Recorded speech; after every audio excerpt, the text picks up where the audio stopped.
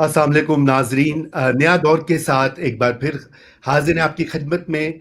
और आज का जो हमारा प्रोग्राम है वो मलका तरन्नुम नूर जहां की याद में है, क्योंकि आज उनकी 20वीं बरसी है।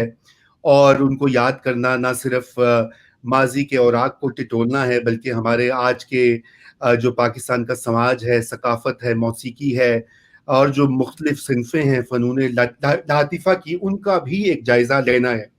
और इसीलिए आज हमें ज्वाइन किया है बहुत ही नामवर हस्तियों ने। सबसे पहले मैं आपका तारुफ करवाता हूँ हमीद हारून साहब से, जो यूँ तो किसी तारुफ के मोहताज नहीं हैं, मगर उनका जो पाकिस्तान के आर्ट और कल्चर के लिए डेडिकेशन और जो कंट्रीब्यूशन है वो भी आप सब जानते हैं, उससे वाकिफ़ हैं। और सबसे अहम बात ये कि वो नूर जहां के जो मौसीकी का पूरा एक खजाना वो छोड़ के गई हैं, उसकी तलाश में और उसकी डॉक्यूमेंटेशन में और उसको आगे बढ़ावे में बहुत सालों से काम कर रहे हैं। उनकी अपनी ज़ाती कलेक्शन 4 से 5 हज़ार मुख्तलिफ म्यूज़िकल पीसेस की है, उसके बारे में वो मज़ीद भी बताएंगे। और हमें डॉक्टर ओमर आदिल, जो कि आप पहले भी यहाँ नया दौर पे देख चुके हैं कई बार, डॉक्टर साहब ने हमें ज्वाइन किया खसूसी तौर पे लाहौर से। और डॉक्टर साहब ना सिर्फ पाकिस्तान के फिल्म और मौसीकी के एक इंसाइक्लोपीडिया हैं, बल्कि इनकी बड़ी कुर्बत रही है मलका तरन्नुम से, और वो आज उसका भी जिक्र करेंगे। और हस्बे मामूल मुर्तज़ा सोलंकी साहब हमारे साथ मौजूद हैं। सोलंकी साहब जो हैं वो भी अपने जो उनकी व्यू है मैडम के बारे में वो बताएंगे, और साथ में रेडियो पाकिस्तान पर जो मुख्तलिफ उन्होंने चीज़ें देखी, जमा की, उसका भी जिक्र करेंगे। और हमें कुछ ही देर में जुगनू मोहसिन साहिबा भी ज्वाइन कर रही हैं, और वो भी उनको ज़ाती तौर पर जानती थीं और उनकी यादें और एज अ वुमन आइकॉन जो थीं मैडम, उसके बारे में कुछ अपनी राय का इजहार भी करेंगी। तो मैं एक मुख्तसरन ये बात कहूँगा कि हमारे यहाँ पंजाब में लाहौर में कहा जाता है कि नूर जहां वर्गी ना कोई होई सी ते ना कोई होवेगी। और वो एक आम सा मुहावरा है, लेकिन आप गली गली मोहल्ले में आपको वो सुनाई देता है कि ना उन जैसा कोई था, ना उन जैसा कोई होगा। और ये बड़ी एक अजीबोगरीब बात है, क्योंकि 20वीं सदी में पाकिस्तान, हिंदुस्तान, जनूबी एशिया में जो म्यूज़िक की सिन्फ में राज था, जो बेताज मलका थीं, वो वाकई ही मलका नूर जहां थीं। और मैं आज जो है, इसीलिए हमने ये सोचा कि ये एक बहुत अहम दिन है, और इसी दिन के हवाले से हम अपनी गुफ्तगू जो है वो अपने जो पार्टिसिपेंट्स हैं उनके साथ करें, और आप तक पहुंचाएं भी, आपके सवालात और आपके कमेंट्स भी लें। तो हमीद साहब, मैं आपसे आगाज़ करता हूं, चूँकि आप इसके ऊपर बड़ी देर से काम भी कर रहे हैं। उनकी मौसीकी, उनकी लेगेसी, जो उनका म्यूज़िकल पूरा रेpertoire था, आपको उसकी जानकारी भी है, आप उसके शनासा भी हैं। सो थोड़ा सा हमें ये बताइए, और हमारे व्यूअर्स जो इस वक्त है, ये बताइए कि आप क्या समझते हैं कि मैडम नूर जहां की जो आवाज़, उनका जो फ़न, उनकी जो मौसीकी, उसकी क्वालिटी और उसकी जो जिसे कहा जाता है यूनिकनेस, यानी कि वो एक अपनी तर्ज में एक अनोखा अजूबा रोजगार थी, वो जीनियस थी जिसे कहा जाता है। तो थोड़ा सा उनकी म्यूजिक और उनके फन के ऊपर अपनी जो है कुछ रोशनी डालिए। थोड़ा सा विद योर इंट्रोडक्शन रजा, मैं थोड़ा सा डिफर करता हूँ। They are those people who have worked publicly on Noor Jahan, उसमें से मैं भी शायद मौजूद हूँ, लेकिन people like doctor Umar Adil have worked for as long a period very silently putting things together. There are many collectors who have worked. ऐसे बहुत से लोग हैं जो या आज इस प्रोग्राम में मौजूद नहीं हैं। मेरे ख्याल में कि अरशद महमूद साहब is one of them, और of course there are others I could go to. तो पहली बात ये है कि नूर जहान is lucky because those who love her are far outweigh in energy those who disliked her or who would like her voice snuffed, except for propaganda reasons. So I think I would start by saying that. I would say that Nur Jahan is someone, Malka Nur Jahan is someone who is very special for Pakistan. इसलिए कि Nur Jahan's whole career is a document of the rise and renaissance of Pakistan film music, Pakistan ढंग का music जो कहते हैं, from a period that rates ultimately from the mid-30s when she was very young to the mid-90s, where there are those of us who will say कि शायद उनके जो गाने थे ज़िया-उल-हक के पीरियड के और डेमोक्रेसी के रिवाइवल के, وہ اتنے آئیکونک نہیں تھے in terms of superb technical skill and balance. لیکن نور جہان نے جو کام کیا ان سالوں میں, to many Democrats, for example, Nur Jahan's voice is the voice of the nation, the passion of its soul in terms of seeking Sufi qualities, in terms of the higher values of what was construed as Pakistani life. تو ان کے لیے that iconic Nur Jahan is someone quite different. تو نور جہان صاحبہ کے various phases ہیں. We have to understand that جو early phase جو ہے, it brings out the music of the nationalist platform of the mid-30s in Lahore. When she goes to Calcutta, which is somewhere that Omer Adil will tell us about, there is a fabulous growth of early Punjabi music where she's baby Nur Jahan. She acts as baby Heer in the film Heer Seal, and a song from that became a national hit in 1937. And she goes on to Bombay, to Lahore with Pancholi Arts, and does a remarkable series of films which culminate. The earlier ones are Gul Bakauli, Chaudhry, and Yamla Jatt.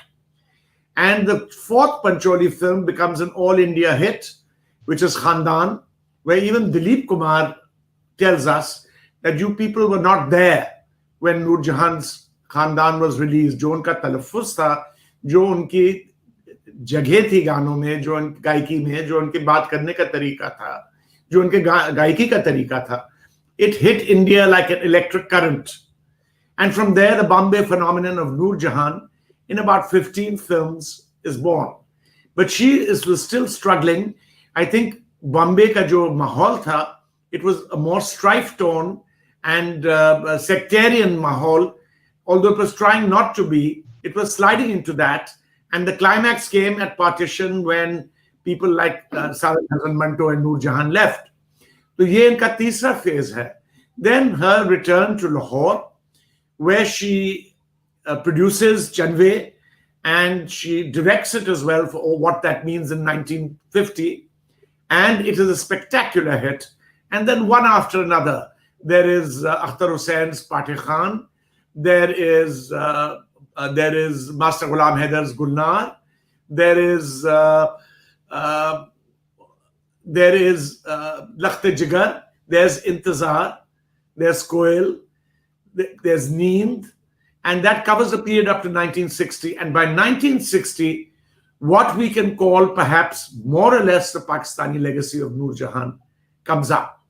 Usme qawmi naghme bhi shamil honge, but perhaps the way she sung them and what she meant was better understood when you hear Mujhse Pehli Si Mohabbat Mere Mehboob Na Mang, where it is the undercurrent, the undertow of the national sentiment and its critique, rather than simply hearing one of the war songs and thinking she was a warmonger. Many people believe that in her war songs of 65 to 70, there were anti-war songs. And if there was something which was supremely about the core of South Asian culture, it was Heer Ranjha and her partnership with Khwaja Khurshid Anwar. That partnership in the 60s produces some of the most gripping and greatest pieces of music from South Asia in the last century. So when we move from there into her, in her flowering with composer Nisar Bazmi, best probably demonstrated by the three, I would say, Tawaif ki jo filmein hain, which Hasan Tariq created, including Umrao Jan, Tehzeeb, and Anjuman. So by then, Nur Jahan is not only grown popular, she has taken a B-grade, a so-called B-grade music director from Bombay who migrates to Pakistan and helped partner one of the greatest musical partnerships of Pakistan's history with him. Wahan se aap chale jaate hain, and then until you come to Tarannum in the 80s, there's a bit of a slowdown, though I'm sure Omer Adil will tell us otherwise. And after that, there are, of course, the anthems of the 90s. So when you go through such distinct phases in Nur Jahan's life, and you look at her legacy, and you ask, why did she persist? One, the fact that she was there, that already meant a lot to Pakistan, its musical essence, and to South Asia. But the fact that she mutated over this period and created some remarkable work in conjunction with lyricists and composers, tells us not only about Pakistan. I'm afraid I'm going to be a sentimentalist and say it tells us about ourselves. हमारी अपनी यादें, हमारा अपना बचपन, growing up, being deprived of democracy, looking at civil rights, being pushed under martial law, and then seeing a democracy that never flowered. तो बहुत सी चीजें, and Nur Jahan covers all of them. मैं बिल्कुल, थैंक यू हमीद साहब. मैं आपकी तरफ दोबारा बहुत से सवालात हैं आपके लिए. तो मैं अभी डॉक्टर उमर आदिल आपकी तरफ बढ़ता हूं, और यकीनन जैसे हमीद साहब ने कहा कि आप खुद से भी बहुत काम करते रहे नूर जहां की जो मुख्तलिफ मौसीकी की कलेक्शन है उसको जमा करने में.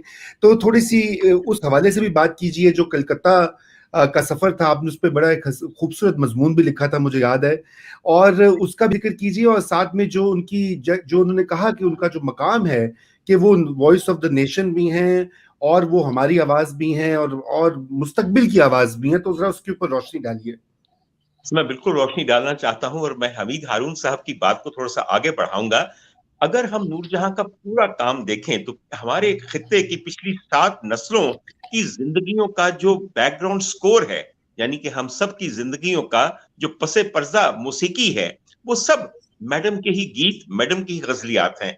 इन्होंने बहुत सारा पॉलिटिकल बैकग्राउंड में जिक्र किया कि we were dealing with dictatorship and all that, and Noor Jahan was singing हजूर वाला ऑन एवरी पर्सनल लेवल. हमने मोहब्बतें अगर की तो नूर जहां के गीतों की धुनों पे की. अगर हिजर का दुख सहा तो उन्हीं के गीत हमारा मदावा और हमारा मरहम बने. और उसके बाद जब वसल की खुशी मिली तो मुझे यकीन है कि नूर जहां के गीतों ने ऐन उस लम्हे को 2 चंद नहीं 100 चंद ज्यादा पुरलुत्फ बना दिया. Madam has been this absolute basic thing, actually parts of our life, which made us enjoy each and every aspect. Every emotional content that we could have was actually made more meaningful, more understandable, and actually much more enjoyable with Madam's singing and her songs. आपने अब जिक्र किया थोड़ा सा कलकत्ते का. हजूर वाला, मैं हमेशा ये समझता हूं कि कभी अगर किसी का असेंट देखना हो तो देखिए कि वो कहाँ पैदा हुआ और कहां पहुंचा. रजा, इस साल मुझे मौका मिला गर्मियों में, चूंकि फरागत बहुत थी कोरोना की वजह से, कि मैं जाके मैडम का घर तलाश करूं जहां इन्होंने जन्म लिया और जहां ये पली बढ़ी. आप यकीन कीजिए कि Kot Murad Khan is a suburb of Kasur, और उसकी एक छोटी सी गली के अंदर जो उनके कपड़ों के बाजार में से अंदर जाती है, उसके आखिरी सिरे पे वो घर आज तक कायम है जहां नूर जहां ने अपने बहनों भाइयों के साथ अपना बचपन गुजारा. और उसके साथ उनकी बड़ी बहन ईदन बाई का एक इमाम बार का भी है. मैंने यहाँ ये जिक्र इसलिए शुरू किया कि बताऊं ये कि हम हर साल 23 दिसंबर को बैठ जाते हैं और मैडम की बातें करते हैं, मगर क्या 20 सालों में हमारे अंदर वो मॉरल कन्विक्शन और करेज पैदा हो सकी कि हम कोई डेफिनेट म्यूजियम या कोई definite monument in her memory बना सकें. मेरी दरखास्त इस प्रोग्राम के शुरू में है. आज हमीद हारून जैसे बहुत उम्दा लोग बैठे हुए हैं जिनकी सुनवाई है कुछ ऐसे ईवानों में जहां फैसले किए जाते हैं कि why don't we actually on a governmental level acquire that house which is crumbling down and then converted it to a small Noor Jahan museum. इस वक्त जिन जिन जगहों पे मैडम नूर जहां रही हैं, जिन जिन जगहों पे रही हैं अपनी जिंदगी में, उनमें से सिर्फ एक जगह बाकी रह गई है. एक वो कोट मुराद खां वाला घर, और दूसरा खयाबाने बहरिया पे 46 खयाबाने बहरिया, जहां वो हसन सरदार और मिना हसन के साथ अपने आखिरी दिन वहां उन्होंने गुजारे हैं. खुदा के लिए कुछ हम करें कि जिसके लिए हमें भी अच्छा लगे कि हमने उनकी याद सिर्फ बातों में नहीं गंवा दी, बल्कि एक मॉन्यूमेंट बना दिया है. हमीद हारून साहब ने उनका लाइफ टाइम वर्क जमा किया है. कल कला को इसे कहीं प्लेस भी करना पड़ेगा. क्या ही उम्दा हो कि आज 2 दहाइयों के बाद, 20 वर्षों के बाद, we should actually all decide to do something concrete in her memory. Lahore में कर लीजिए, कराची में कर लीजिए, दफना भी तो आपने उनको कराची दिया, कसूर में कर लीजिए, जहां भी कर लीजिए, there should be at least one room dedicated to the नूर जहां archives. और अगर ये फैसला हो तो 10 साल फिर भी हम यही बातें कर रहे होंगे, हमें उनका ये गीत पसंद है, फला गीत पसंद है. तो रजा, इस पे जरा गौर कीजिए। थोड़ी देर में यहाँ पे तशरीफ लाने वाली हैं जुगनू मोहसिन, और जुगनू मोहसिन आप जानते हैं वो खुद भूल गई हैं कि वो मेंबर ऑफ पंजाब असेंबली हैं। और खैर असेंबलियों के मेंबर अक्सर भूल जाते हैं कि हम हैं या हमें जाना है सेशन में या कुछ अच्छी कानून साजी करनी है, मगर उनको याद करवा दीजिएगा। आपकी तो बात मान लेती हैं, इसमें क्या हर्ज है। हमीद साहब, let's pass this resolution that in the next 1 year we would all work towards the foundation and the building up of this particular museum that I'm talking about. It may be a small thing. Omer, there's a rumor that Raza Rumi is coming up with a manifesto at the end of this program for the propagation of Nur Jahan, and we will. I thought I'll actually lay down, I would actually do a bit of background to that, so that when the manifesto is announced, it comes as our wish coming true, really, Raza. So इसी program में थोड़ा सा आपने हमें anecdote सुनाना था about Nur Jahan's years in Calcutta and you and her return to Lahore. कुछ तो आप हमें बताइए for that period, so our younger listeners can get an understanding of this. बिल्कुल। क्या मुझे उनकी आखिरी बात समझ नहीं है? कलकत्ता के जमाने के एनेक्डोट थोड़े बताइए। अरे सर, उन्होंने तो खामोश फिल्मों में भी काम किया था। जहां तक मलिका तरन्नुम नूर जहां का ताल्लुक है, मैं सोलंकी साहब ये बताऊं कि उन्होंने खामोश फिल्मों में कभी भी काम नहीं किया। ये मेरे अल्लाह की रजा थी कि जब फिल्म को जुबान मिली तो उससे 5 साल पहले 2 ऐसी खवातीन का जन्म होता है कि जिन्होंने इस बोलती हुई चीज को एक ऐसी मिराज पे पहुंचाना था। आप ये सोचिए कि mid-20s में मलिका तरन्नुम नूर जहां पहले पैदा हुई और लताबाई मंगेशकर उनके बाद, और 14 जून 1931 को बड़े सगीर की फिल्म को आवाज मिल गई तो समझिए कि नगमा भी मिल गया और मुकालमा भी मिल गया। मैं कलकत्ते की बात सर से थोड़ी सी यूं करूं कि यहाँ पे लाहौर में बहुत सारे टैलेंट स्काउट्स आते थे कलकत्ता के मदान स्टूडियो से, जिसके मालिक सेठ सुखलाल करनानी थे। इसलिए कि करनानी साहब के 2 चीजें थी, एक कुरेंथियन थिएटर था और एक मदान स्टूडियो था। कुरेंथियन थिएटर के अंदर पाटदार आवाजें, पेट और सीने की गायकी वाली हमेशा पंजाबी गुलकाराएं होती थी। और उस वक्त, जिस वक्त का मैं जिक्र कर रहा हूं, 1932 का, जबकि मैडम यहां से रवाना होकर कलकत्ते गई हैं, वहां पे जो रेनिंग क्वीन थी of the Corinthian theatre and Madan studio, वो मुख्तार बेगम आगा हशर वाली थी। ये हमारी फरीदा खानम साहिबा हैं, उनकी बड़ी हमशीरा वहां पे मौजूद थी। और मुख्तार बेगम ने अपने पंजाब अंग की गायकी और पेट और सीने की गायकी से एक थाक बिठा दी थी। ये वो जमाना था जब कुरेंथियन थिएटर के अंदर कोई माइक नहीं थे। जब वो अपनी आवाज, when she would throw her voice out, it could be easily heard by people sitting in the last row of the theater. बहरतौर यहाँ से बहुत सारे जो टैलेंट स्काउट्स हैं, उन्होंने मैडम की आवाज को सुना। लाहौर का एक सिनेमा अभी तक मौजूद है अपनी इंटेक्ट हालत में, जिसका नाम पाकिस्तान टॉकीज है। हमीद साहब कभी उसकी तरफ भी तवज्जो कीजिए। वो 1907 से लेकर आज तक लाहौर का बना हुआ सबसे पहला सिनेमा और थिएटर है। बहरतौर मैडम वहां फिल्मों के इंटरवल में गाती थी, और इंटरवल के दौरान जब टैलेंट स्काउट्स ने देखा कि ऐसी उम्दा आवाज है, तो मैडम के भाई लाला शफी को कहा कि भाई इन बच्चियों को क्यों नहीं आप कलकत्ता ले आते, क्योंकि फिल्म का बहुत बड़ा मरकज वही है। बहरतौर कुछ उनको पता वगैरह दिया गया। फिर एक हावड़ा एक्सप्रेस होती थी जो पूरे बड़े सगीर से होती हुई वेस्ट बंगाल तक पहुंचती थी, जहां पे कलकत्ता है। मैडम के साथ उस हावड़ा एक्सप्रेस में जिन 3 लड़कियों ने उनका साथ दिया, उनमें एक तो उनकी बड़ी बहन ईदन बाई थी, और उसके अलावा मैडम की एक बहुत अच्छी उनकी कजन कह लीजिए, और वो भी उनके साथ ही गई थी। बहरतौर ये लड़कियां वहां पहुंची, किसी तरह इन्होंने बीबी मुख्तार तक रसाई हासिल की। और मुख्तार बेगम को जुगनू बहुत अच्छी तरह जानती हैं, क्योंकि मुख्तार बेगम साहिबा की छोटी बहन उनकी हमसाई भी हैं और बहुत दोस्त भी हैं। और फरीदा खानम जैसे लाजवाब लोग अब कहाँ होंगे, हो ही नहीं सकते। बहरतौर जुगनू जी, फरीदा खानम से पहले जब मैडम तशरीफ लाई हैं वहां पे मदान स्टूडियो में, तो उनकी आवाज सुनते ही मुख्तार बेगम ने उन्हें कहा कि इस लड़की को ले लो, ये थिएटर के लिए बड़ी फायदेमंद साबित होगी। और साथ ही अगले दिन सेठ सुखलाल करनानी के पास भेज दिया कि जी इसे इंडक्ट कर लीजिए। उस वक्त सेठ सुखलाल करनानी साहब के साथ उनकी मंजूर नजर और उनकी मिस्ट्रेस बैठी थी जहां कज्जन, और जहां कज्जन को सेठ साहब ने कहा कि ये देखो बाई कैसी लगती है लड़की। तो उन्होंने गौर से उनकी तरफ देखा और कहा कि ये तो नूर जहां है। اس کی وجہ صرف سمپل سی رضا یہ ہے کہ انہوں نے کچھ سال پہلے جہاں کجن نے ایک فلم میں کام کیا تھا جس کا نام نور جہاں تھا، اور وہ سائلنٹ مووی تھی، اور تب وہ جب کام کر رہی تھی تو وہ اس نام کی ملکہ ہندوستان سے اس قدر متاثر ہوئی کہ ان کی نظر میں ہر بخت والی دمکتے ہوئی پیشانی والی لڑکی جو ہے وہ نور جہاں ہی تھی. تو بہت سارے لوگ یہ سمجھتے ہیں کہ شاید نور جہاں کا نام کسی اور نے رکھا. نور جہاں was ری-نیمڈ in Calcutta, which is a major milestone, and by جہاں کجن in the presence of سیٹھ سکھلال کرنانی. اور اس کے بعد پہلی فلم حضور والا حمید صاحب، آپ یقین کیجئے کہ بر صغیر میں بننے والی اولین پنجابی فلم ویسٹ بنگال میں بنی. اب میں سمجھتا ہوں کہ it's a great linguistic tie up between Bengal and Punjab, اور اس کا نام تھا شیلا عرف پنڈ دی کڑی. میں نے بھی ریسنٹلی رضا اس کا پوسٹر حاصل کیا اور دیکھنے والا پوسٹر ہے. یہ دیکھیے آپ کو دکھایا جا رہا ہے یہاں پہ جہاں کجن کو. ان کو پہچانیے. جہاں کجن was sugan by Lakhnavi's daughter from an English army man.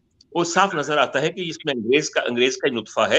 ایسی ناک اور ایسا رنگ اور کرنجی آنکھیں اور ایسی گردن کہ سنا ہے جب پانی پیتی تھی تو ایک ایک گھونٹ نیچے جاتا ہوا محسوس ہوتا تھا. وہ نسلوں کے اختلاط سے ہی پیدا ہو سکتا ہے.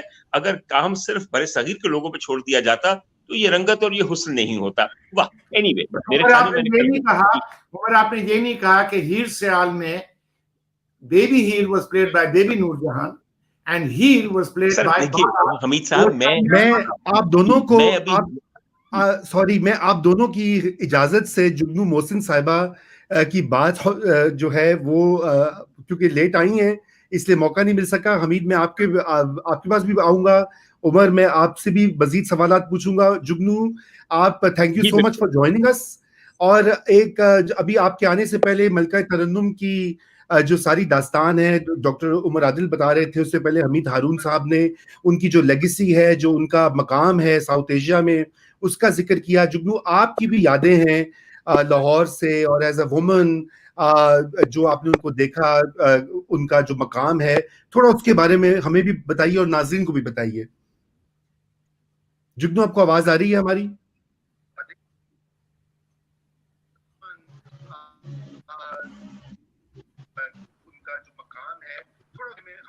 جگنو can you hair us?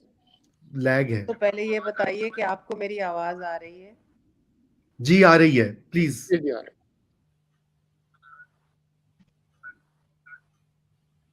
We can hear you. I can hear you, but I don't think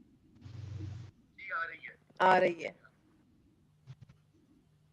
دیکھیے یہاں پر in this august company with حمید ہارون صاحب and ڈاکٹر عادل، ہم کیا کہہ سکتے ہیں؟ میڈم کو انہوں نے سب کچھ کہہ اور کہہ رہے ہیں. اس کے علاوہ کہ ابھی میں اپنے حلقے میں آئی ہوں اور یہ شاید اس لیے ہماری کنیکٹیوٹی بھی پور ہے کیونکہ آئی ایم ڈنگ in the boonies as it were. ایک گاؤں میں بیٹھی ہوں میں، اور ابھی میری کزن یہاں میرے پاس بیٹھی تھی اور مجھے پنجابی میں کہنے لگیں جب انہوں نے نور جہان کی کچھ ان میموریم پروگرامز ٹی وی پہ چل رہے تھے تو اپنی پنجابی میں کہنے لگیں کہ کل دی گل لگدی ہے 20 سال ہو گئے نے میڈم نو گیا تے اتھرو تے اجے بھی نہیں پونجے جاندے. تو I was saying to her کہ باجی میں زندگی وچ 2 واری رونی ہاں for strangers who whom we knew but was strangers, اور 2ویں واری عورتاں واسطے. ایک واری بی بی بے نظیر شہید جسلے شہید ہوئے اور دوسرا جویں جسلے میڈم نور جہان دا انتقال ہویا ہے. And I remember coursing down the main boulevard of Lahore with another fan of hers, and both of us, with her songs on the air in the car, crying away madly. What a person she was, what a presence she was, what charisma she had for Pakistan, what she meant to women, what she meant to civil society, what she meant to culture. ان کا تو متبادل کوئی نہ ہے نہ ہوگا.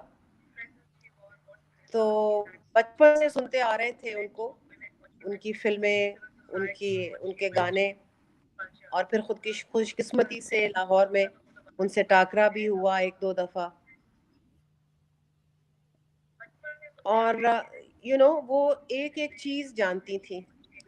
مجھے کہتی ہیں ایک دفعہ کہ میں ڈیوس روڈ تے رہندی ساں ایک پرانے گھر دے وچ, اور اتھے نال ہی تواڈے نانکیاں دا گھر سی پرانا نشیمن, تے میں کدی کدی جاندی ساں تواڈی نانی دے کول, اور انہاں نوں ملدی ساں جا کے, تے او مینوں آ کے بیٹھ کے کہندے سن آ میرے کول بیٹھ. تے پھر انہاں دیاں دوویں بہناں جڑیاں فقیر خانے تو انہاں دا تعلق سی, محبوب بیگم, بی بی بیگم اور مبارک بیگم, تینوں صرف 3 عورتیں, اور کہتی تھیں کہ ہن سنا نور جہان گانا سنا.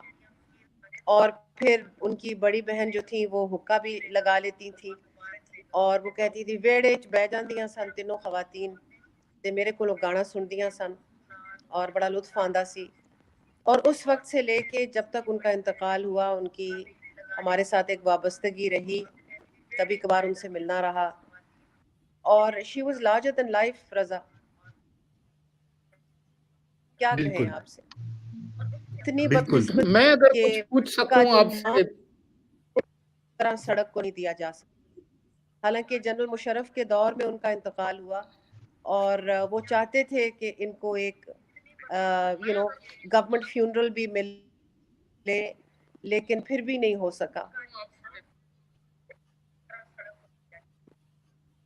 جی تھینک یو جگنو. خلقوی صاحب آپ کیا پوچھنا چاہتے ہیں, پلیز گو ہیڈ.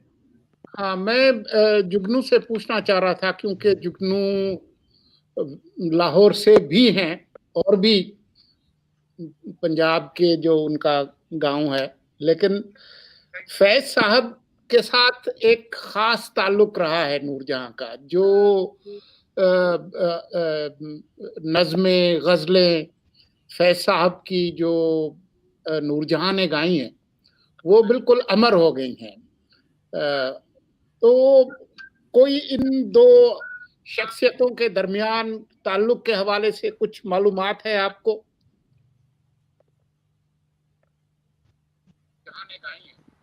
وہ بالکل امر ہو گئی.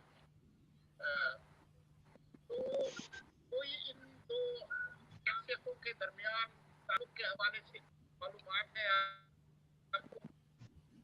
سولنگی صاحب کہتی تھیں کہ ایک دن گھر میں بیٹھی تھیں, اور اس وقت فیض صاحب جیل میں تھے, تو کہنے لگے کہ ان کا چوکیدار اندر آ اور کہنے لگا کہ میڈم باہر بوئے تے کوئی بندہ آیا ہے تے وہ آندا میرا نام فیض ہے.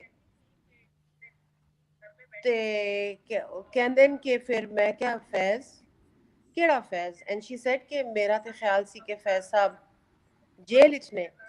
So she didn't connect the two, and then she said keda faiz to her chowkidar, and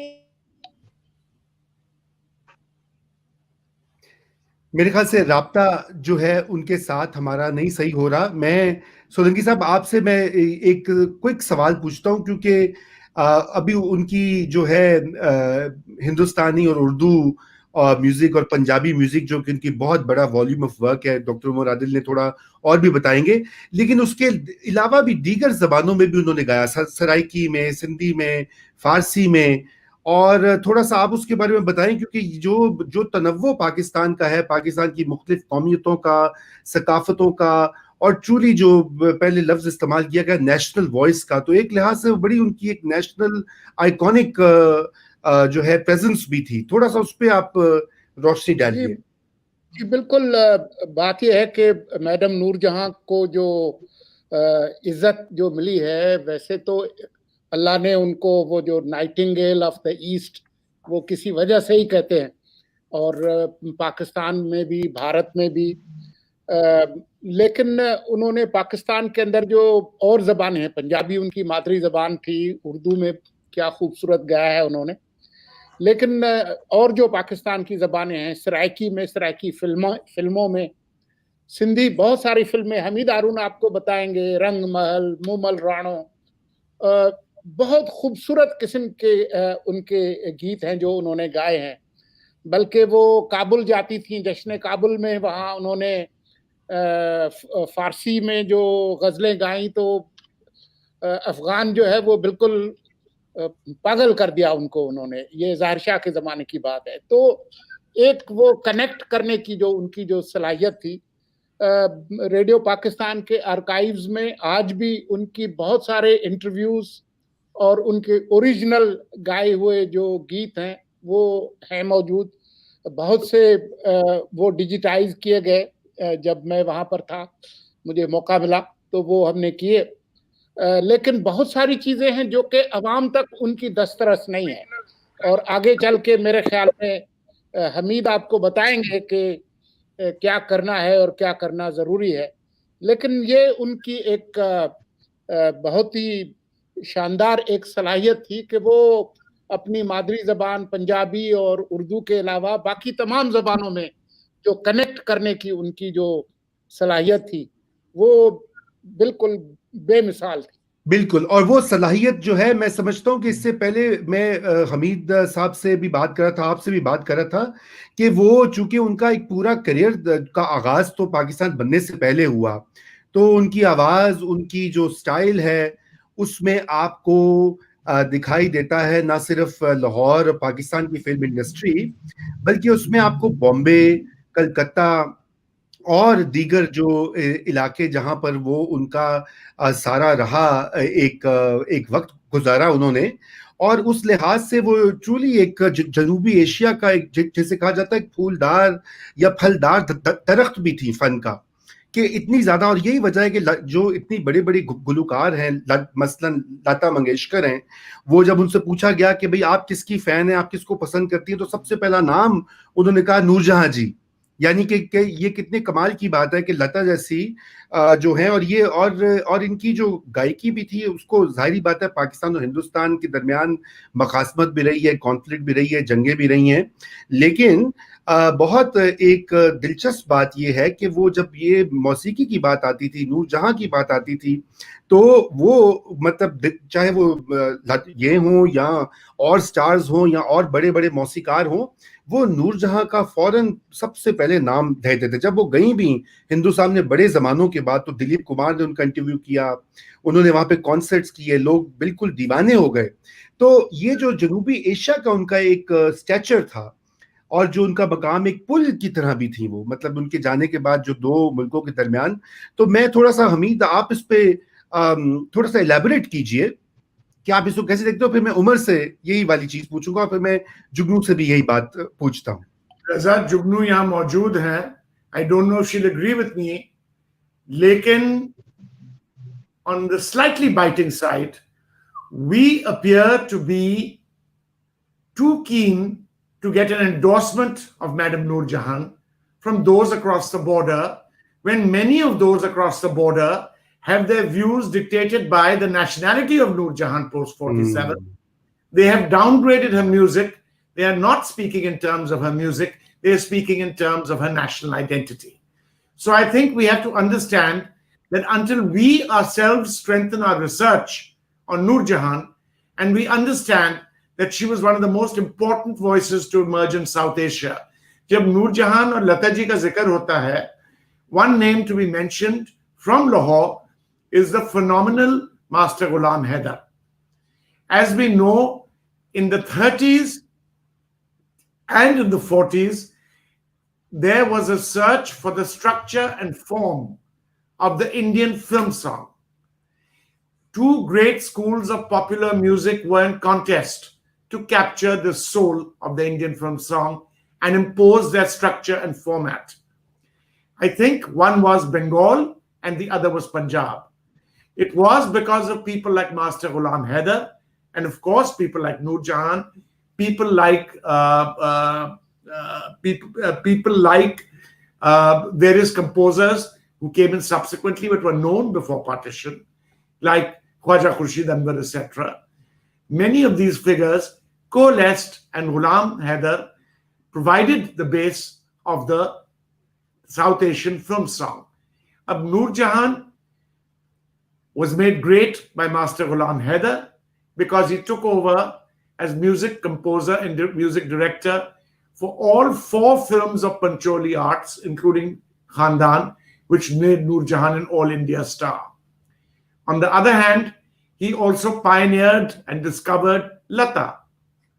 So, or we have other Punjabi composers like Feroz Nizami, who did the music for Jugnu and used Muhammad Rafi in his most prominent and visible role as a singer at that time. तो अगर आप देखें, the Punjabi Lok Geet won the battle for structure in the creation of the South Asian film song. उसके बाद India में बड़े बंगाल के लोग आए and gradually this Punjabi song was altered. लेकिन जब इस बैटल को देख लिया जाता है, then I think figures like Master Ghulam Haider, Feroz Nizami, Nur Jahan, etc. are major figures in the creation of this ethos. Thank you. आपने composers का जिक्र किया तो मैं समझता हूं कि उनका भी आज तफसील से होना चाहिए जिक्र. डॉक्टर उमर आदिल, मैं आपसे ये पूछूंगा, जो बड़े बड़े मौसीकार और खुसूसन ख्वाजा खुर्शीद अनवर, जो कि खुद मैं समझता हूँ एक इतनी बड़ी हस्ती थे और इतने यूनिक उनकी कॉम्पोजिशंस हैं और उनका जो मकाम है उस पर भी अनफॉर्चुनेटली वो काम नहीं हुआ जो कि होना चाहिए था, जो रिकॉर्ड कीपिंग, जो डॉक्यूमेंटेशन, रिसर्च. तो जरा आप उसके ऊपर थोड़ी सी रोशनी डालिए, क्योंकि कंपोजर्स ही गुलकारों को और मौसीकारों ने उनके साथ काम किया, फिरोज निजामी, मास्टर इनायत हुसैन, ख्वाजा खुर्शीद अनवर का तो आपने किया, रशीद अतरे के साथ, मतलब जी, के साथ भी निसार बज़मी जी. हजूर, किस किस का जिक्र कीजिए. ये 7 नस्लें हैं बरे सगीर के मौसीकारों की कि जिनके तमाम मास्टरपीसेस को अगर देखा जाए तो 90% की आवाज मलिका तरन्नुम नूर जहां की है. आपने खसूसी तौर पे ख्वाजा खुर्शीद अनवर साहब का नाम लिया. ख्वाजा साहब को is much revered and he should be, he deserves that. Khwaja Sahab is that rare rarity जहां पे लोग बिल्कुल किसी मौसीकाराना घराने से ताल्लुक नहीं रखते, कोई पस मंजर नहीं रखते, अताई होते हैं ऐसे जैसे कहा जाए, और फिर अपना इतना बड़ा नाम बनाते हैं by sheer genius and their own mental faculties and obviously जो उनको समझ होती है मौसीकी की. ख्वाजा साहब के साथ मैडम का एक अजीबो गरीब ताल्लुक था, और मैं ताल्लुक सोलंकी साहब का जिक्र दोबारा करूंगा जो उन्होंने मैडम और फैज साहब के ताल्लुक. दरअसल जुगनू जी, हमारे यहाँ मसला ये है कि हमारे मुल्क में जब भी किसी औरत और मर्द के साथ ताल्लुक का लफ्ज इस्तेमाल होता है तो एक साबिका भी चाहिए होता है, और वो होता है नाजायज. हम तसव्वुर ही नहीं कर सकते कि औरत और मर्द के दरमियान कभी एहतराम का और एक बेइंतहा तरीके का और कदरदानी का ताल्लुक भी हो सकता है. औरत और मर्द का ताल्लुक हमारे मुआशरे में नाजायज ना हो तो उसमें ना लज्जत आती है, ना चस्का, और ना सुनने का मजा आता है. बहरतौर, जहां तक ख्वाजा साहब का ताल्लुक था, ये एक अजीब ताल्लुक था मैडम नूर जहां के साथ, और ये ताल्लुक मैडम के साथ बरे सगीर की तकसीम के बाद हुआ. Pre partition there was hardly anything happening between Khwaja Khurshid Anwar and madam Noor Jahan. ये जो फिल्मों का जिक्र हमीद साहब ने किया, इंतजार और कोयल, ये कमाल की थी. ख्वाजा साहब ने अब तक जितनी भी आवाजों को इस्तेमाल किया था, उनको लगा कि ये आवाजें जज्बे से आ रही हैं, इनका इमोशनल कंटेंट कन्वे करने की लिमिटेशंस हैं, और फिर ख्वाजा साहब के साथ एक अजीब मोहब्बत मैडम नूर जहां को हो गई. मुझे थोड़ी सी अंदर की बातें कहने दीजिए. आगे जाके ही रांझा एक मैग्नम ओपस है बिल्कुल, मगर एक बेइंतहा अहम ताल्लुक जो पैदा हुआ, madam wanted to marry Khwaja Khurshid Anwar. वो उनके हुस्न से मुतासिर नहीं थी, उनके जहन से, उनकी मेंटल फैकल्टी से मुतासिर थी. और ये बात मैं बड़े वसूख से कह रहा हूं कि मैडम ने बहुत दफा कोशिश की कि ख्वाजा साहब मुझसे शादी कर लें, काइंडली मुझसे शादी कर लें. फिर रजा एक वक्त वो भी आया कि ख्वाजा साहब ने एक रिस्ट्रेनिंग ऑर्डर हासिल किया लाहौर हाई कोर्ट से कि मेरे 50 गज के करीब नूर जहां नहीं आ सकती. Madam remained respectful towards Khwaja Sahab till the very and, जबकि ख्वाजा साहब ने एक खास मौके के बाद नूर जहां से गवाना छोड़ दिया. वक्त बदल गया था, मंजरनामा बदल गया था, गीत बदल गया था, फिल्म बदल गई थी, मगर मैडम ने अपनी तमाम साहब ये भी कहते थे उमर कि नूर जहां की आवाज गई थी. ख्वाजा साहब ये कहते थे ना, मुझे मेरे सामने हमीद साहब बात है कि जब तरन्नुम पहला रिकॉर्ड हुआ तो मैडम ने एक पूरा प्रोग्राम, एक पूरी एपिसोड डेडिकेट की ख्वाजा साहब के गीतों की, और उनको दोबारा रिकॉर्ड करवाया, और ख्वाजा साहब को पैगाम भेजा कि देखिए 40 साल बाद गा रही हूं, कोई फर्क तो नहीं आया. तो उन्होंने कहा कि नहीं नूर जहां वो बात नहीं रही. तो कहने लगी कि मुझ में अगर वो बात नहीं रही तो ख्वाजा साहब आप में वो बात भी नहीं रही, किससे गवा सके मेरे बात. ख्वाजा साहब ने तानसेन के लिए नईरा नूर से एक गाना गवाया, यकीन कीजिए यही कह के कि नूर जहां की आवाज अब कव्वालों जैसी है। यकीन कीजिए Nayyara is a great great singer, मगर ख्वाजा साहब ने अपने आप को एक्सपोज कर दिया कि उनकी धुन हो, उनका ऑर्केस्ट्रा हो, खास साथ उनके असिस्टेंट वजीर अफसल साहब हो, मगर जादू उनके गीतों में नूर जहां ही भरती थी। और आज तक किसी ने सुना कि Umar on record we must say कि जो नूर जहां के गानों की साइकिल है ख्वाजा खुर्शीद अनवर की, without prejudice to any other composer, it is one of the greatest works of South Asian music. Absolutely, absolutely, I agree. From Koel, from Intezar, from Raja, and from these films will always be remembered as some of the greatest forms of music, popular music in the 20th. Absolutely. Magar Hameed Saab, try to take away Nur Jahan's vocals from Khwaja Saab's compositions and you'll realize that they have never achieved the same stature as the films and the songs that you already mentioned. Sir, ये मत भूलिए कि ख्वाजा साहब ने बिल्कुल आखिर में भी एक नूर जहां प्रोटोटाइप से गवाया, और वो हमारी बहुत ही पसंदीदा दोस्त हैं जिनका नाम तरन्नुम नाज है। और नूर तरन्नुम नाज में क्या चीज तलाश कर रहे थे? He was looking for the younger नूर जहां। तो ख्वाजा साहब को पता था कि गीतों को अमर करने के लिए मुझे ऐसी आवाज चाहिए। और ये मत भूलिए कि ख्वाजा साहब ने सुरैया को भी गवाया और फराह को भी गवाया और वत्साला कुमेकर को भी गवाया, मगर जादू जो भरा जाता है। अभी सोलंकी साहब ने जिक्र किया कि रशीद अतरे साहब के साथ मैडम ने बहुत उम्दा काम किया। क्या उम्दा काम किया? बेहतरीन काम किया। हजूर वाला किसी भी कंपोजर के बेहतरीन मास्टरपीसेस को देखिए तो बार बार देखिएगा कि उनके आवाज किसकी है। और उसके बाद नस्ल दर नस्ल रशीद अतरे साहब का एक अपना स्टाइल, उनके बेटे वजाहत अतरे साहब इस दौर में आए हैं, माशाल्लाह कह लीजिए, या पंजाबी फिल्मों का लुड्डी है जमालो पाव वाला दौर है। वैसे लुड्डी है जमालो का यहाँ गीत का जिक्र मैंने खास तौर पे किया है। जो अच्छी माएँ होती हैं वो बच्चों को बचपन में अच्छे गीत और अच्छी मौसीकी सुनाते हैं। मेरी एक जानने वाली हैं, बड़ी पढ़ी लिखी, बहुत उम्दा खातून, मगर रिकॉर्ड प्लेयर पे या कैसेट प्लेयर पे लुड्डी है जमालो गाया करती थी। और उनका छोटा सा बच्चा था, उसका नाम भी भला सा है, वो उसी गाने को सुन के उस रिकॉर्ड प्लेयर के गिर्द लुड्डी डालता रहता था। और ऐसा ये जो बचपन की लुड्डियां है ना, इनका अजर बाद में मिलता है। आज मेरा और आपका दोस्त वो एक दुनिया में जाना माना मौसीकार और गुलकार है। बस ऐसी माएँ चाहिए हमें जो बच्चों को लोरियां दें तो नूर जहां की आवाज में और गीत सुनाएं तो नूर जहां के। भाई वो बीबी सुन रही हैं जाके वहां पर, जिनके लिए मैं सब कह रहा हूँ कि नहीं, क्योंकि इस कदर वो इस वक्त बुक्कल मार के बैठी हूँ तो लगता है सुनाई उनको पूरा दे रहा, या कुछ देर बाद सुनाई देगा, और जो उसका रिस्पॉन्स है वो भी कुछ देर बाद आएगा। बाहर तो कभी ना कभी तो आएगा ही। अच्छा सर, दूसरी बात जो एक बहुत जरूरी है, ये जरूर समझिए कि सर नूर जहां के अंदर माया दास का लम्स था। Hamid, this is a better Urdu for the Midas touch. खुदा की कसम, जिस मौसीकार की धुन को हाथ लगाया उसे अमर कर दिया। ऐसे कितने ही मौसीकार हैं जिनके बारे में आपको बताऊं कि उनका सिर्फ एक गीत मकबूल हुआ, और वो गीत किसकी आवाज में था? मलिका तरन्नुम मादाम नूर जहां। इन्हें भी पहचानिए, जिनकी तस्वीर आप दिखा रहे हैं, ये मास्टर इनायत हुसैन साहब हैं, और ये भी एक गजब के आदमी थे। क्या क्या उम्दा चीजें मैडम के साथ ये बना गए हैं, उर्दू में भी और पंजाबी में भी। आखिर में जरा सा मैं जिक्र करना चाहता हूं, वक्त बदल गया, नए मौसीकार आ गए, रिदम पैटर्न्स बदल गए, हमारी तमाम की तमाम डिक्शन बदल गई, musical diction of the Punjabi film song and also the Urdu film song.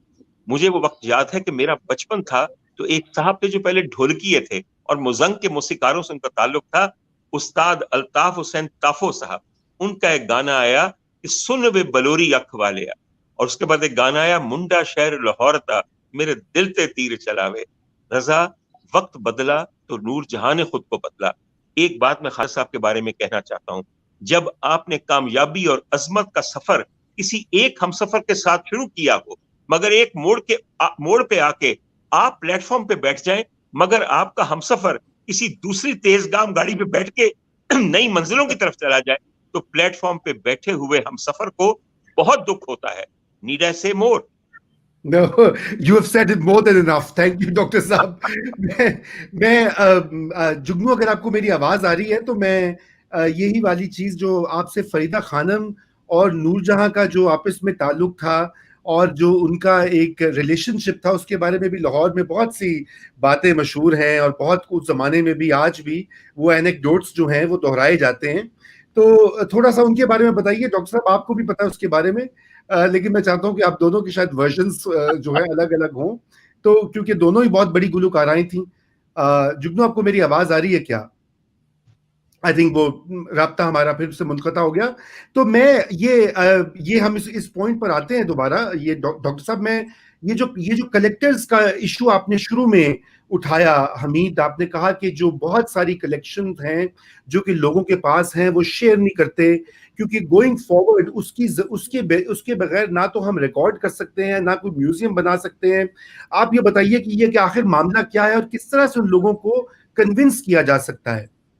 देखें, I think first of all there needs to be a government funded archive. It doesn't require huge amounts of money, but we have to understand कि नूर जहान साहिबा के जो recordings हैं, अब recordings का मसला जो है, कुछ recordings जो हैं सोलंकी साहब के पास, मुझे सुनकर दर्द होता है क्योंकि वो खिसक चुके हैं. We need to, Nur Jahan's voice has gone through so many different kinds of recordings, 78 RPM, 45 RPM, 33 RPM. When we have moved to the digital age, we have managed to change the speeds and change the layer of her music. अगर आप पुराने तवे सुने EMI के, HMV के, जिसमें नूर जहान की आवाज है, it is like a miracle from heaven. Even those of us who have master recordings today from that period, वो तवे की आवाज जो है, the original master, उसकी आवाज नहीं आती. We have to realize that Nur Jahan's life was a social document. We have to realize it was a great legacy of music. We have to realize that there is a tremendous film legacy as well. Nur Jahan की फिल्में भी थी. We have to prioritize this group of materials, put them in an archive, reprocess them, develop the negatives, preserve the negatives, restore everything, because Nur Jahan herself is like a node of Pakistan studies. I said at the time of her death that we don't know what a Pakistani is if we don't know what the voice of Nur Jahan is. बहुत उम्दा जुमला आपने कहा कि पाकिस्तान की शनाख्त और पाकिस्तानी होना जो है वो नूर जहां की आवाज और उनके फन, उनकी कॉन्ट्रीब्यूशंस के बगैर वो मुमकिन नहीं. तो ये जो एकेडमी बनाने का मामला है, आगे बढ़ने का मामला है, सोलंकी साहब आप इस पे कैसे देखते हैं? इसको कैसे हम इम्प्लीमेंट कर सकते हैं? और क्योंकि ये लेगेसी जो है, ये पूरा खजाना जो है, ये मुस्तकबिल के लिए आने वाले नस्लें, हमारे नौजवान जो हैं आज, उनके लिए भी उसको प्रिजर्व करना बहुत जरूरी है.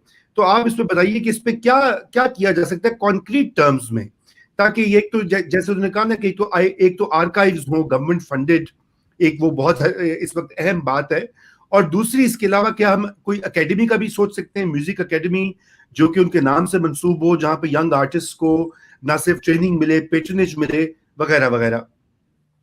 देखें, एक तो हमीद साहब ने जो बात की वो अहम है. ये इतना बड़ा काम है और इस तरह के बहुत सारे काम हैं जो एक स्टेट लेवल पे उसकी जो सपोर्ट है वो बहुत ज़रूरी है. चाहे ये चारों जो सूबाई हुकूमतें हैं या सिंध और पंजाब की हुकूमत है वो मिलके करें, या ये फेडरल गवर्नमेंट के साथ कोलैबोरेशन में कोई एक कोलैबोरेटिव एफर्ट करें, या ये सब लोग जो है वो एक कोई पब्लिक प्राइवेट पार्टनरशिप में करें, या प्योरली प्राइवेट सेक्टर में जो इस तरह के जो लोग हैं जैसे हमीद हारून है, जो खुद भी इस तरह की इदारा साजी में काफ़ी इन्होंने अपना टाइम और अपने वसाइल दिए हैं. लेकिन ये कोशिश करनी होगी, उसके बगैर और कोई चारा नहीं है. और न सिर्फ ये कि इस तरह का कोई इदारा जो आपने बताया, बल्कि हमारे जो यूनिवर्सिटीज़ हैं उनके अंदर भी जो फाइन आर्ट्स और जो म्यूज़िक का जो काम है उसमें इसको इंटीग्रेट करना चाहिए, और इसमें रेडियो पाकिस्तान और पीटीवी को कोलैबोरेट करना चाहिए. उनके पास भी बहुत सारी चीज़ें हैं. सोलंकी साहब इसमें EMI का नाम लें because they own the copyrights or control the copyrights of so much of Madam Nur Jahan's music that उनको शामिल करना पड़ेगा, and they have always been keen to help. बिल्कुल बिल्कुल. तो ये उसके अलावा और कोई सूरत है नहीं.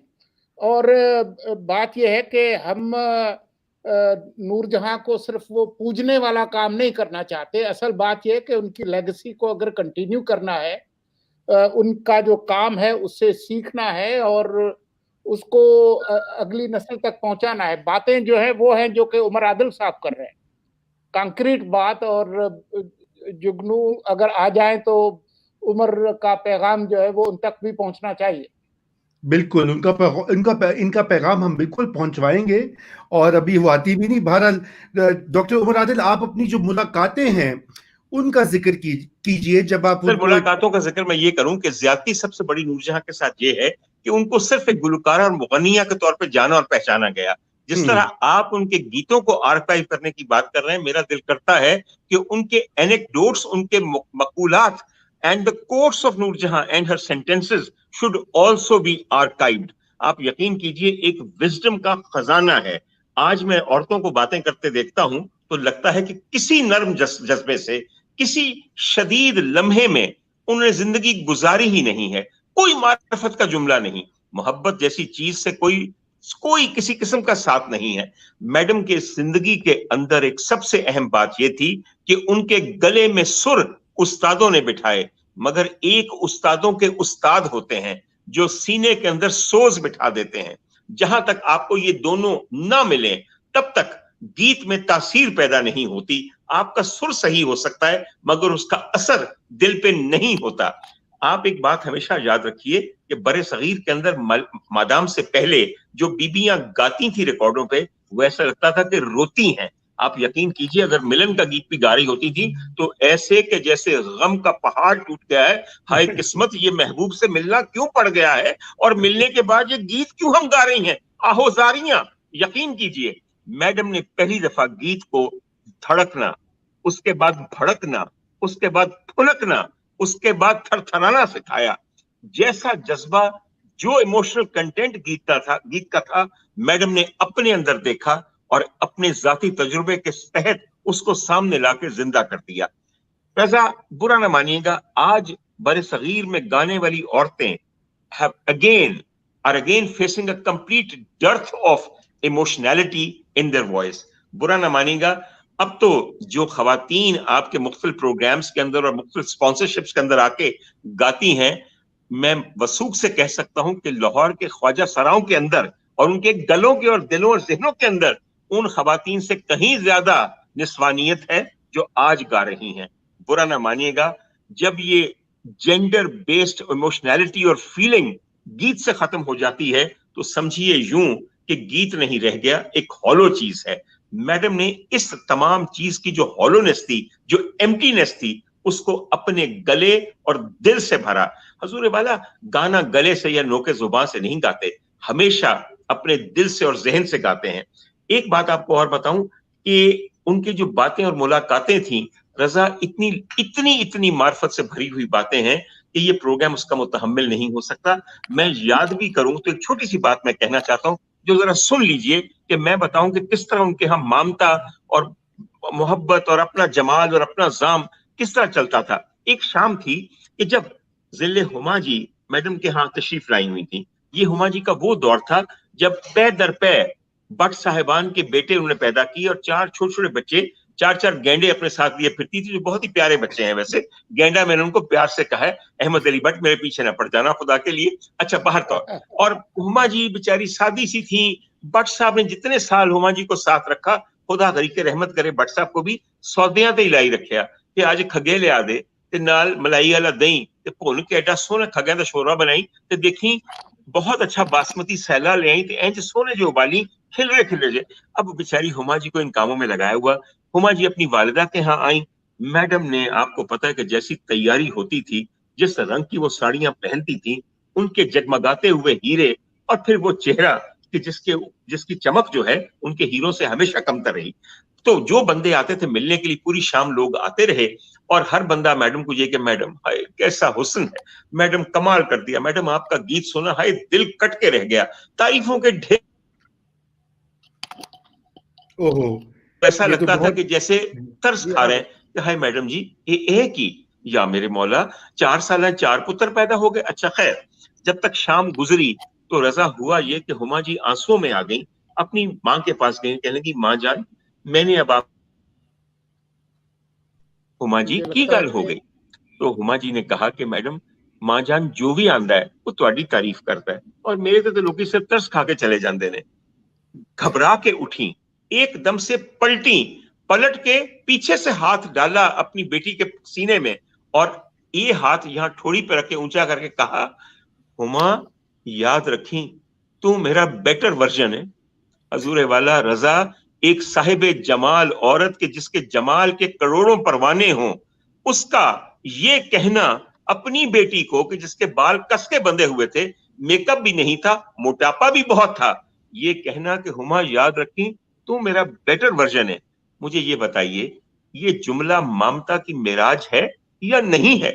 अरे भैया जब मैंने ये सुना था तो दिल खुश हो गया था।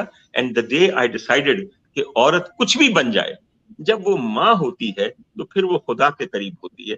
वहां तो और बहुत सारे और वाकयात आ रहे हैं, ये चूंकि रजा तुम सेंसर नहीं कर सकते थे इसलिए मैंने सुना दिया।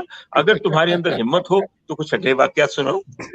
नहीं वो फिर कभी से ये एग्जैक्टली द पिक्चर जब उन्होंने यूं कहा था, आप देखिए मैंने कहा था जी कुछ कहना चाह रहे हैं, and the way it is been done and the simplicity of Huma ji कहना चाह रहा हूं वो ये है कि while we paying tribute to Madam Nur Jahan, let us pay tribute to the people who helped sustain her throughout her life at different times.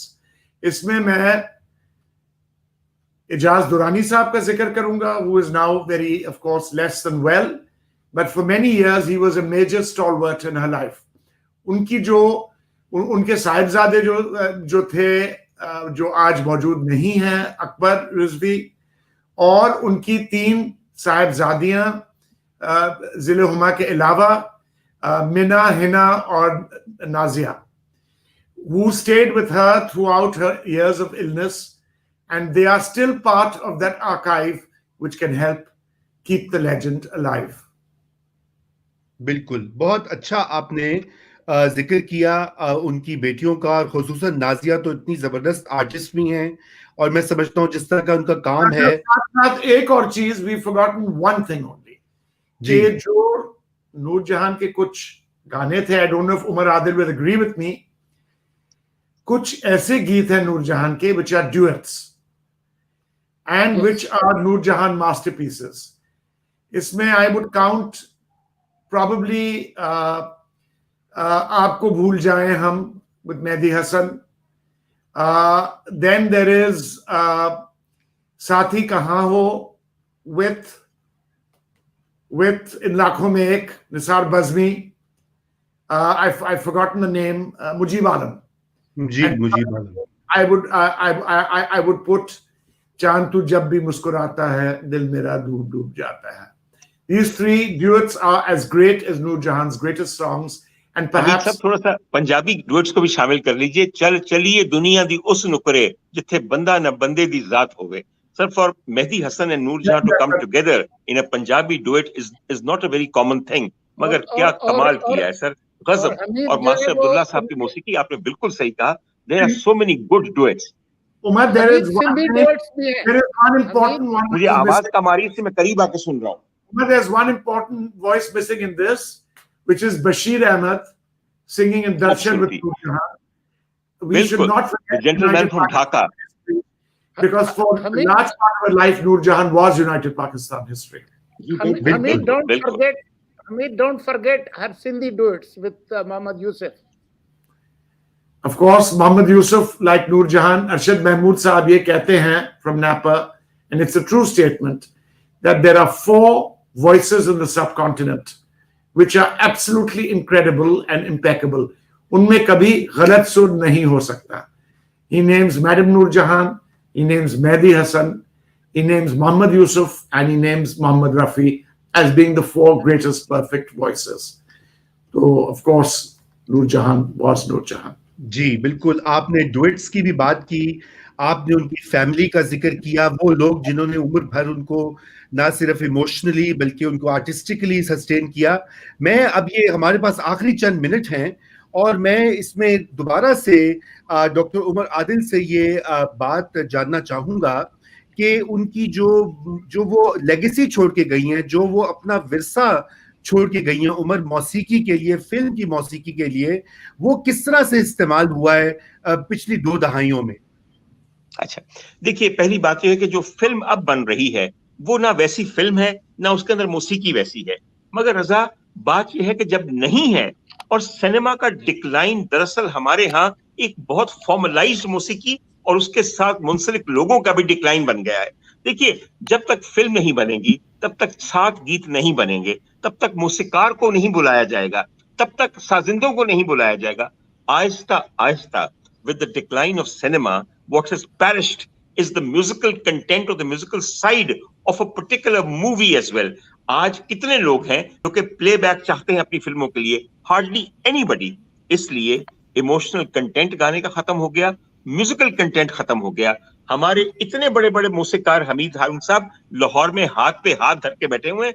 آپ لوگوں کو یاد ہے کہ وزیر افضل صاحب وہ بالکل بیکار بیٹھے ہیں for the last 25 years now.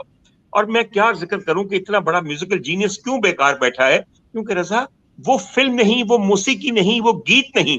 آپ کے جتنے قومی ادارے ہیں, حضور والا میں آپ کے نیشنل چینل کا ذکر ضرور کروں گا, کیونکہ آپ سب چاروں بندے ہم جو بیٹھے ہیں اگلے مہینے کی 1 کو اپنے بجلی کے بل میں ان کو 100 روپیہ نذرانہ پیش کریں گے, جس طرح کسی پیر صاحب کی درگاہ پہ جا کے ہماری ریلیجس ایکسپلوٹیشن کی وجہ سے ہم اپنی بقا کے لیے وہ 100 روپیہ پیش کرتے ہیں, اور اس طرح اربوں روپیہ یہ چینل جمع کرتا ہے. اس چینل نے پچھلے 25 سال کے اندر اپنا کوئی ذاتی موسیقی بنانے کا کام نہیں کیا. کتنے بڑے بڑے سنگرز ابھی ہیں, میں صرف لاہور کا آپ کو بتاؤں, غلام علی صاحب, فریدہ خانم صاحبہ, سریا ملتانکر, سریا خانم, اس کے علاوہ کتنے ہی لوگ ہیں جو آئے اور آ کے ختم ہوتے جا رہے ہیں. ہاں, مگر پاکستان ٹیلی ویژن نے ایک کام یہ ضرور کیا ہے جس کا میں ذکر کرنا چاہتا ہوں, ان کو ساتھ سلام بھی کرتا ہوں, کہ انہوں نے عطائیوں کو, گھامڑ اور جہل عطائیوں کو تان سین بنانے کے لیے پچھلے 11 سال گزار دیے ہیں. نہ وہ کبھی تان سین بن سکیں گے, نہ اس موسیقی کو 1 منٹ کے لیے عزت ملے گی, اور اس کی شیلف لائف پھٹے ہوئے دودھ کی ہے, جو لاہور کی گرمی کے اندر, بلکہ جولائی کے مہینے کے اندر کہیں پڑا ہو کہ جو اس کا ایک قطرہ پیے گا ہیضے کا شکار ہو کے لوٹ پٹ کے مر جائے گا. حضور والا میڈم کی لیگیسی کی بات کرتے ہیں, ہم نے بالکل صحیح کہا رضا, کانوں کو ہاتھ لگاؤ کہ تم وہ موسیقی سنتے ہو واقعی, اور تم باہر طور حضور والا کلمہ حق بلند کرنا انسان میڈم جیسے لوگوں سے سیکھتا ہے. آپ جو سولنگی صاحب جو آپ ذکر کر رہے تھے نا فیض صاحب کا, میں ذرا سے ختم کر دوں, وہ قصہ انہوں نے بھی سنانا شروع کیا جگنو نے. میں تھوڑی سی ایک بات بتا دوں کہ فیض صاحب سے جو اصل واقفیت میڈم کی کروائی ہے وہ فیض صاحب کے ہمزلف محمد دین تاثیر صاحب نے کروائی, ورنہ اس سے پہلے میڈم نے کبھی دیکھا نہیں تھا.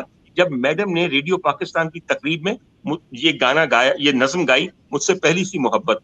باہر طور میں یہ عرض کرنا چاہتا ہوں کہ ایک مارشل اور ڈکٹیٹر کے سامنے ایک ایسے شاعر کا گیت گانا, ایسے ایک شاعر کی نظم پڑھنا کہ جو منٹ گمری جیل کے اندر راول پنڈی سازش کیس کے سلسلے میں قید کاٹ رہا ہو, یہ بہت بڑی ہمت کی بات ہے, اور یہ جرأت نور جہاں کی شخصیت کا ایک بہت بڑا حصہ ہے. میں رضا یہ صرف کہہ رہا تھا, ایک چھوٹی سی مثال آپ کو دوں. آپ کی ایک بہت بڑی فزی ڈرنک بنانے والی کمپنی ہے جس نے کروڑوں روپیہ موسیقی بنانے میں جھونک دیا پچھلے 5 سالوں کے اندر.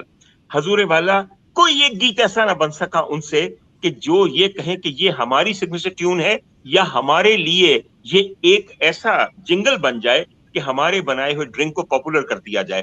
دیکھنا کہاں پڑا, اس زمانے کو جس کو آپ سب سے ریپریسڈ زمانہ کہتے ہیں, جہاں پہ ضیاء الحق صاحب کی حکومت تھی, اس وقت یہ ایک آرڈیننس آیا کہ اب فلموں کے اندر کسی بھی ولن کو یا ہیرو کو شراب پیتے نہیں دکھانا, خبردار وہ جو بیٹ 69 کی بوٹل ہے اسے توڑ دیا جائے, جو کہ شاہ نور اسٹوڈیو اور ایور نیو اسٹوڈیو میں پڑی ہے, اور دیگر وسکی کی بوتلیں بھی کرچی کرچی کر دی جائیں. اب میڈم بیچاری گانا ریکارڈ کرنے کے لیے بیٹھی ہیں. ایک بہت ہی درمیانے درجے کی فلم ہے جس کے ہدایتکار مسعود بٹ صاحب ہیں. خواجہ پرویز صاحب سے گیت لکھوائے جا رہے ہیں, تحفظ صاحب نے کمپوز کرنا ہے.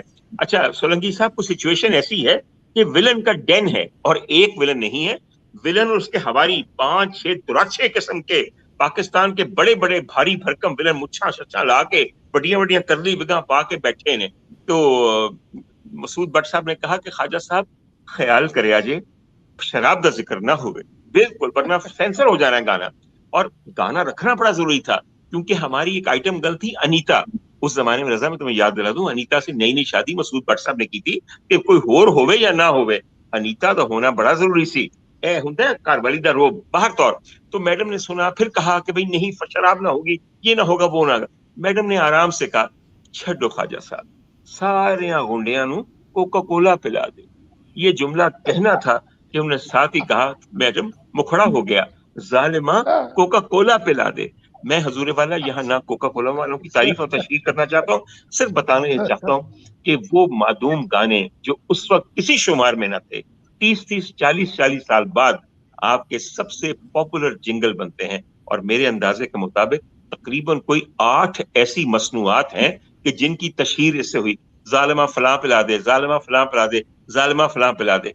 रजा, कहने का मतलब ये है, और जो हमीद साहब और सोलंकी साहब ने बात की, अगर ये चीज आर्काइव हो जाएगी तो यकीन कीजिए हम ना सही, हमारे बाद शायद ऐसे लोग आए who would actually study it, who would explore what this whole phenomena is about and then produce things which will make our future very bright. एक आखिरी बात कहूं जो कहनी बहुत जरूरी है, there are very few things that we can be proud of when it comes to vocal music, मगर नूर जहां is something which will make us proud again and again and again. But this will only be possible if we archive the whole thing, and not just archive it and list it. We actually tell the provenance of every song that we can, and then also perhaps हम थोड़ा सा उजागर करना चाहेंगे कि इस गीत की मानवियत क्या है beyond the obvious. जी हमीद साहब आप कुछ कह रहे थे. Thank you जी हमीद साहब. Can you take Omer's point forward? Arshad Mahmood and I, along with Dawn, would gladly make all materials available for the archive that are in our possession. So there's no question of there not being a huge base to start off work. बिल्कुल. Thank you so much. मगर हमीद साहब अब हमें बैठ के ये बात करनी है, ये बात करते करते हमें 20 साल हो गए. मैं कई दफा आपके दर दौलत पे भी हाजिर हुआ. You've been extremely affectionate and I have great respect for you. आपको याद नहीं, आप मेरे वालिद के दोस्त थे और वालिद के दोस्त के साथ एक खास मोहब्बत होती है. मगर सर अब इन सालों में मैं भी सर जवान लगता हूँ, इतना जवान रहा नहीं. आप तो खैर जवान हैं बहुत, मगर फिर भी मुझे अपनी कमआईगी का एहसास है और वक्त की किल्लत का भी एहसास है. तो अब सर शामिल हो सकते हैं, बाकी सब बिल्कुल सर, क्यों नहीं सर, मगर अब बैठ के वाकई एक वक्त ये करना है कि हमें ये चीज करनी है. अच्छा सोलंकी साहब, आपने फरमाया कि ये गवर्नमेंट करेगी. हजूर वाला, गवर्नमेंट के ये काम नहीं है, ना कभी उनसे हुआ. सोलंकी साहब, गवर्नमेंट ने ये काम करना होता तो यकीन कीजिए कि पिछले 70, 72, 73 सालों के अंदर एक फिल्म आर्काइव्स ऑफ पाकिस्तान बन जाती जहां ये पता चलता कि हाँ ये फिल्में हमने बनाई हैं. आप तो उसके एक सब स्पेशलिटी की बात कर रहे हैं. बाहर तौर मेरे ख्याल में, और मैं आपसे वादा करता हूं मेरी जैसी भी हैसियत है, मैं इस दफा कोशिश करूंगा कि I would start with the first 10 years. उसमें जहां जहां it will be like an Excel sheet, और जहां भी उसमें कमी होगी मैं हमीद साहब के पास जाऊंगा. पहले 10 साल का इस साल में कर लीजिए, अगले 10 साल का. सर ये 70 साल का किस्सा है, 7 सालों में मुकम्मल हो सकता है.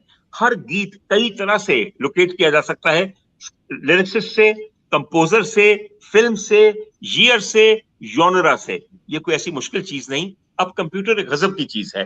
तो सर मानिए कि क्या अगले साल जब हम 2021 में इस प्रोग्राम में बैठेंगे तो हमारे पास फर्स्ट 10 years का पूरा डेटा मौजूद होगा. हाथ मिलाइए. रजा, तुम्हें हम अपना यहाँ पे जामिन मुकर्रर करते हैं और गवाह मुकर्रर करते हैं. कहो कबूल? कबूल, बिल्कुल कबूल है. 3 बार कहता हूँ. अच्छा, मैं अब हमारा वक्त बिल्कुल खत्म हो चुका है. मैं बहुत जो है हमें इसको रैप अप करना प्रोग्राम को. आप कुछ कहना चाह रहे हैं मुर्तजा साहब, फरमाइए. मैं सिर्फ 3 बातें करूंगा. एक मैं जिक्र करना चाह रहा था कि आपको याद होगा कि बड़ा एक मशहूर एक कौमी गीत है, सोनी धरती अल्लाह रखे. भुट्टो साहब को ये बहुत पसंद था. तो उनके दौर में मैडम नूर जहां ने ये और हमारे बहुत सारे जो फनकार हैं उनके साथ मिल के गाया. उसमें मसूद राना भी है, शौकत अली भी हैं, और भी कई सिंगर्स थे. और वो इतना तवील है, कोई 10 मिनट का लंबा गीत है. लेकिन वो पूरा गीत जो है वो ज़ियाउल हक के ज़माने में बैन था रेडियो पाकिस्तान पे, और वो सिर्फ एक सतर थी उसकी जिसकी वजह से बैन था. उसमें है कि तेरा और जमहूर का रिश्ता कभी न टूटने पाए, उसकी वजह से वो बैन था. फिर मैं एक छोटा सा वाकया आपको सुनाना चाह रहा हूँ कि दिसंबर 2008 में जब 8वीं बरसी थी मैडम की, तो मैं जब अपने ऑफिस में आया रेडियो पाकिस्तान की, तो मैंने डायरेक्टर न्यूज़ जो थे उसको कॉल किया कि वो आपको पता है कि आज मैडम की 8वीं बरसी है। तो उन्होंने कहा अच्छा सर, अच्छा है। मैंने कहा जी हाँ, आज 8वीं बरसी है। तो सर हम फिर क्या करें? मैंने कहा जी आपकी तो खबरें होती हैं, तो खबरों के बुलेटिन में जो है वो कम से कम एक हेडलाइन जो है वो ये होनी चाहिए कि आज मैडम नूर जहां मलका तरन्नुम की 8वीं बरसी है, और वो उसके अंदर आप कम से कम उनके किसी एक गीत का जो है ना वो क्लिप जरूर डालें। कहते सर हम तो खबरें करते हैं, तो खबरों में जो है वो इस तरह की हेडलाइन कैसे जाएगी, और आप कह रहे हैं कि हम गीत चलाएं? हमने तो आज तक कभी खबरों में कोई गीत का कोई क्लिप नहीं चलाया। मैंने कहा नहीं, आज चलाएंगे जरूर। तो अच्छा कौन सा गीत चलाए? मैंने कहा और कोई नहीं मिलता तो आप ये शुरू करें, ये चलाएं कि वो गाएगी दुनिया गीत मेरे सुरीले अंग में, ये जरा रेजोनेट करता है उनकी काम के साथ।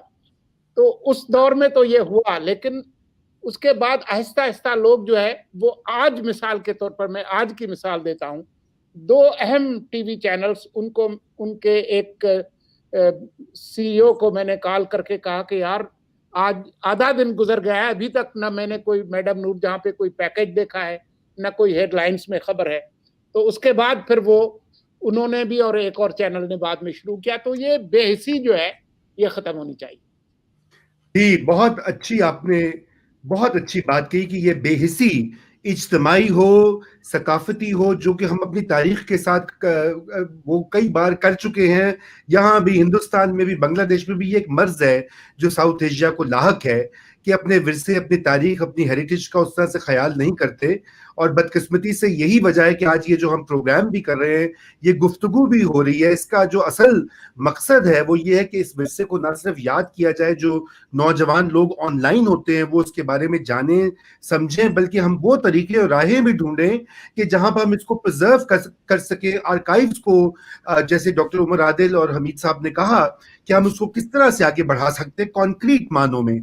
तो मैं नाज़रीन आपका बेहद शुक्रगुजार हूं। आपके बहुत सारे कमेंट्स आ रहे हैं, कुछ लोग सियासी बातें कर रहे हैं। देखिए ये शो सियासत पे नहीं था, ना यहाँ पे जनरल याया खान को डिस्कस करना मकसूद था, ना यहाँ पे जनरल मुशर्रफ को जो है, बहुत सारे कमेंट्स फजूल किस्म के हैं, और भी बहुत सारे कमेंट्स हैं।